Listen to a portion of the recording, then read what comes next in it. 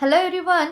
आज आपण जाणून घेणार आहोत की तुमचंच कर्म तुमचं भविष्य कशा पद्धतीने ठरवत असतं हे आज आपण इथे बघणार आहोत. म्हणजेच काय की आजचं कर्म उद्याचं भविष्य ठरत असते. तर त्या कशा प्रकारे ठरत असते तर तुम्हाला एक रिअल एक्झाम्पलसुद्धा देणार आहे.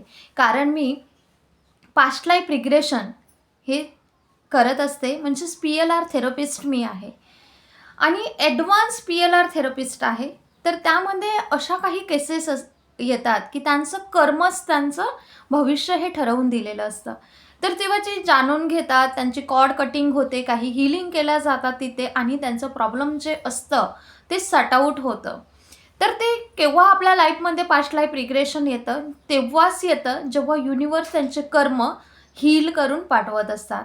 कारण ते पास्ट लाईफमध्ये जे अनुभव त्यांनी घेतलेले आहेत किंवा जे काही त्यांनी कर्म केलेलं आहे, ते त्यांचं पूर्णपणे भोगल्यानंतरच पास्ट लाईफ रिग्रेशन बद्दल त्यांना माहिती होते आणि हा व्हिडिओसुद्धा त्याच लोकांपर्यंत जाते ज्यांचे कर्म हील होण्याला आले आहेत.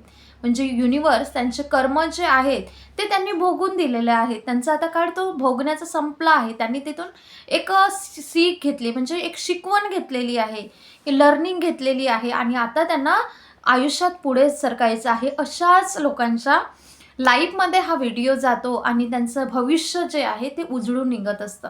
तर आताच आपण बघितलं की तुमचं कर्म तुमचं आयुष्य ठरवत असते. तर ते कशाप्रकारे?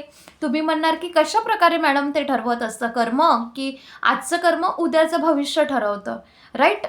तर ते कशा पद्धतीने, की हे असं असतं की जे क्रियमान कर्म असतं तर ते आपण चालत आहोत, बोलत आहोत, आज जे काही डेली प्रमाणात करत आहोत ते म्हणजेच क्रियमान कर्म. आणि हे क्रियमान केलेले कर्म ते कुठे जातात? संचितमध्ये. ते स्टोअर होऊन राहतात आणि ज्या कर्माची वेळ आता ते भोगून देण्याची आली आहे, म्हणजेच एक फळ फकून जेव्हा बाहेर पडतं त्याला म्हणतात एक प्रारब्ध कर्म.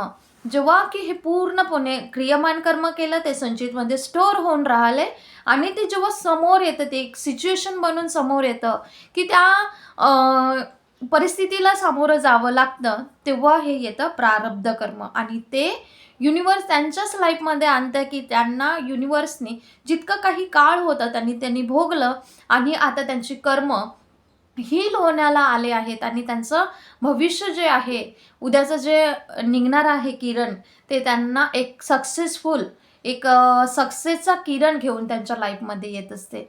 तर आता म्हणणार की उदाहरण सांगा मॅडम.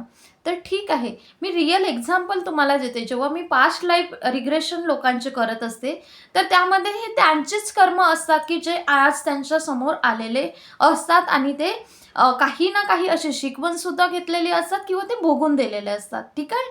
तर त्याबद्दल आता आपण जाणून घेणार आहोत की पास्ट लाईफ रिग्रेशन जेव्हा करतो म्हणजे पास्टमध्ये जातो, हे परिपूर्णरित्या सायंटिफिक आहे. तुम्ही सर्व याबद्दल Googleवर जरी जाऊन तुम्ही सर्च केले तरी तुम्हाला पूर्वजन्माबद्दल तुम्हाला माहिती पडतं, राईट? तर पास्ट लाईफ रिग्रेशन एक माझ्याकडे मुलगी आलेली. मी 5-6 दिवसा अगोदरच तिचं PLR केलं. तिला ह्या समस्या होत्या की गर्लफ्रेंड बॉयफ्रेंड जे होतं, म्हणजे तिचा जो बॉयफ्रेंड होता तो खूप तिला त्रास द्यायचा आणि ती त्रासून जायची. आणि त्यांच्यामध्ये असं झालं की एका छोट्याशा कारणावरून त्यांच्यामध्ये इतके वाद निर्माण झाले की भांडण तंटापर्यंत येऊन पोहोचलं आणि दोघांमध्ये मारामारी झाली. मारामारी झाली तर इतकी झाली की ती त्रासून गेलेली होती. म्हणजे एकमेकाला थोडंफार त्यांनी मारलं, पण ह्या मुलीला थोडंफारही खूप जास्त वाटलेलं होतं. तर ते काय झालं, जेव्हा तिने मग बघितलं की पास्ट लाईफमध्ये जेव्हा ती गेली आणि तिने बघितलं की तिचा जो बॉयफ्रेंड होता तो तिच्या मागच्या जन्मीचा मिस्टर होते आणि ते दोघांमध्ये सुद्धा पास्ट लाईफमध्ये सुद्धा त्यांनी पूर्वजन्मामध्ये एकमेकांशी खूप भांडणतंटा करायचे, मारामारी करायचे, अगदी सुलक्षा कारणावरून त्यांच्यामध्ये वादविवाद व्हायचे. तर तोच पॅटर्न, तर ही तेव्हा जेंट्स होती. कारण ह्या आत्म्याला, हा सोल अमर आहे, ह्या आत्म्याला लिंग, भेद, जात काहीही नाही. तर ती तिकडे जेंट्स होती आणि जो आता हिचा BF बनून आलेला आहे तो लेडीज होता. तर ही जेव्हा जेंट्स होती तर तेव्हा ही मारायची. त्या पास्ट लाईफमध्ये मारायची आणि क्षुल्लक कारणावरून भांडे तंटा असं करून ती जे काही प्रॉपर प्रेम द्यायचं होतं किंवा काही रिस्पेक्ट व्हॅल्यू द्यायची होती मिस्टरला, ती देत नव्हती. कारण ही तिकडे जेंट्स होती आणि जो तिचा आत्ता बॉयफ्रेंड बनून आला तो गर्ल होता, तिकडे लेडीज होती. तर आत्ता तुझा BF जो आहे तिच्या लाईफमध्ये तो तिचा मागच्या जन्मीचा मिस्टर होता. तर हे काय झालं, जेव्हा ते लग्नाच्या गोष्टी वगैरे चालल्या तर ह्या गोष्टीवरून त्यांचे भांडणं तंटा झाले. अगदी सुलक्ष होते, पण तिला खूप जास्त वाटायला लागले की हा माझ्याशी का असा वागतो. तर त्या प्रश्नाचा तिला इतका म्हणजे उलगडा करायचा होता की का असं होत आहे. मी तर छानच करते, सगळ्यांचं छानच होते, पण माझ्याच लाईफमध्ये असं का. त्या एका कारणावरून, त्या एका प्रश्नाच्या उत्तरं शोधायच्या याच्यावर ती डिप्रेशनमध्ये गेली आणि तिच्या लाईफमध्ये आलं हे PLR. तेव्हा जेव्हा तिने PLR केलं तर त्यामध्ये समजलं की हा जो BF आहे ते कर्म तिचे जे काही होते ते फेडायसाठी तो परत आलेला आहे. तो पॅटर्न तिने कॅरी केलेला होता आणि तो BF जो आहे तो आला. आणि जेव्हा त्यांचं लग्नाचं वगैरे झालं तर सेम पॅटर्न तिने तिकडे पण कॅरी केलं होतं. मारणे, तंटा जे काही होतं तर ह्या पद्धतीने इकडे सुद्धा झालं.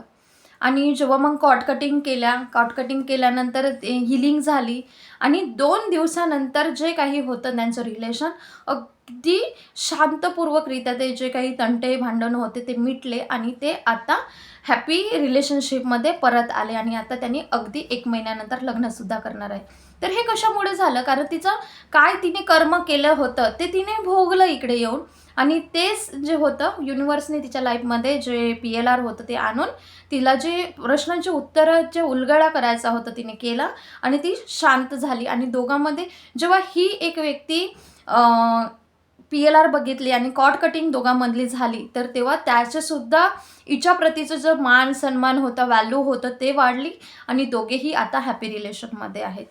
तर अगदी त्याच पद्धतीने की आजचं कर्म केलेलं उद्याचं भविष्य बनतं, राईट. तर अगदी त्याच पद्धतीने एक करिअरसाठी आलं होतं, एक बिझनेसमॅन होता, त्यांची स्वतःची कंपनी होती. तर त्यांना असं झालेलं की अगदी 1 वर्षापासून स्टक पडलेलं होतं, बँक लोन वाढलेलं, अगदी कर्ज खूप जास्त आणि ते जी सेलिंग होती ती बिलकुल होत नव्हती. कंपनीकडे कोणीही लक्ष देणारं नव्हतं आणि ते अशा सिच्युएशनमध्ये लटकले की आता काय करणार, आता कसं होणार. कारण सर्व काही रिचनेस वाढलेली होती आणि आता एक साधारण कुटुंबामध्ये जगणं त्यांना खूप जास्त प्रश्न पडत होते की आता काय करणार. अशा परिस्थितीमध्ये ते काल परवाच्या दिवशीला माझ्याकडे PLR एक झालं. त्यामध्ये एक असं पास्ट लाईफमध्ये निघून पडालं की जेव्हा त्यांच्याकडे एक बिझनेस होता, त्यांचासुद्धा तिकडेसुद्धा कंपनीचाच बिझनेस होता आणि पार्टनरशिपमध्ये ते बिझनेस करत होते. पार्टनरशिपमध्ये करत असताना ते त्यांचे जे मित्र होते, मित्रामध्ये पार्टनरशिप होतं. पार्टनरशिपमध्ये त्यांचा बिझनेस असताना त्या मित्रालाच याने म्हणजे पैशाच्या याच्यामध्ये लालचीमध्ये येऊन त्या मित्राला अशा पद्धतीने बाहेर काढलं की स्वतःच्याच नावावर एका पार्टनरशिपमध्ये असताना सुद्धा अशा पद्धतीने त्यांनी खेळ खेळला त्यामध्ये की त्याला बिलकुल काढून टाकलं आणि 1% सुद्धा द्यायला काही तयार नव्हतं आणि सर्व डॉक्युमेंट्स आपल्या नावाने केले. तर जे काही पैसा वगैरे होतं त्यांनी लालचीमध्ये येऊन ते स्वतःच ठेवून घेतलं आणि तिथली लाईफ त्यांनी बेटर काढली आणि त्या मित्राची लाईफ जी होती ते अशीच गेली.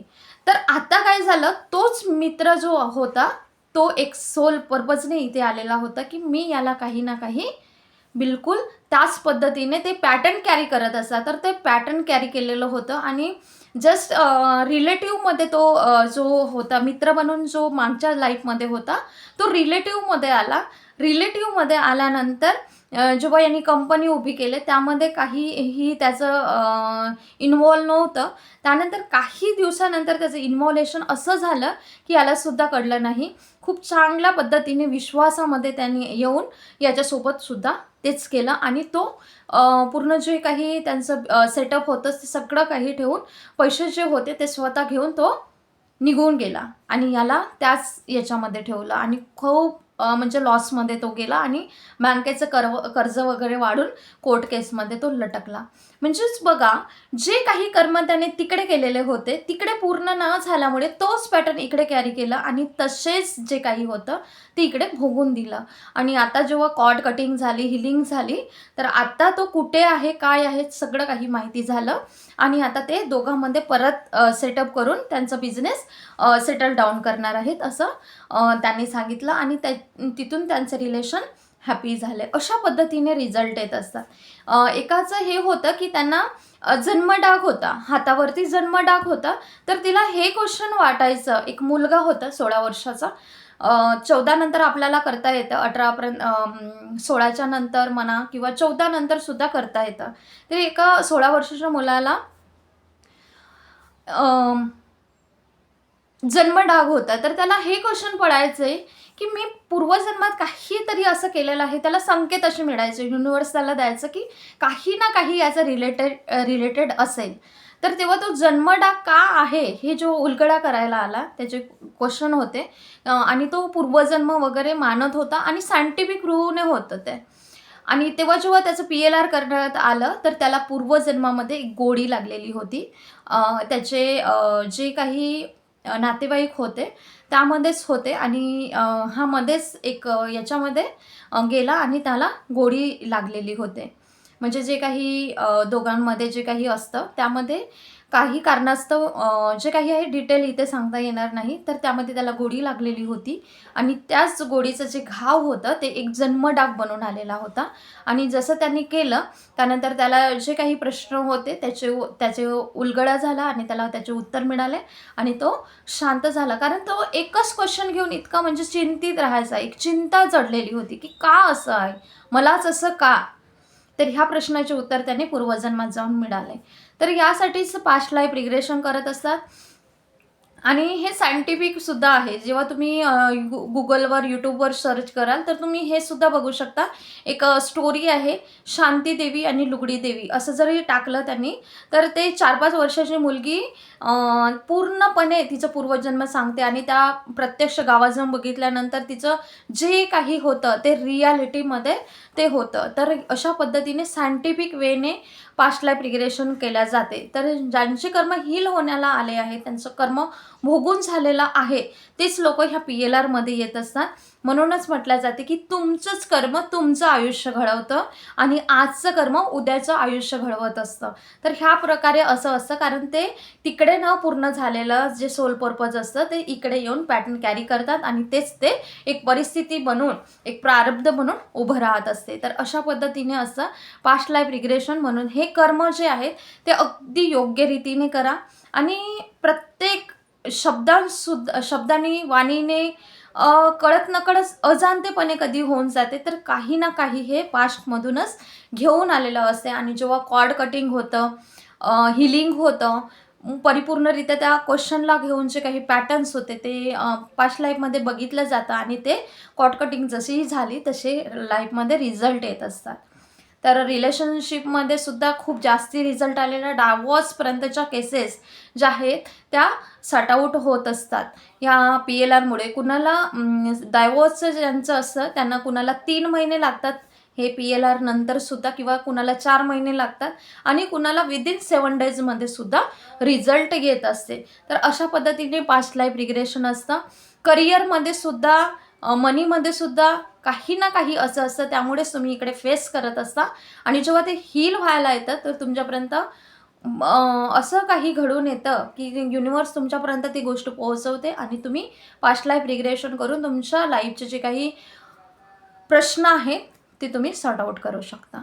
तर ज्यांना कुणाला PLR करायचं असेल तर त्यांनी 9322178204 ह्या नंबरवर मला PLR करायचं आहे, तर ह्या संबंधित मला करायचं आहे असा मेसेज तुम्ही करू शकता आणि याची फी आहे 3000 रुपये.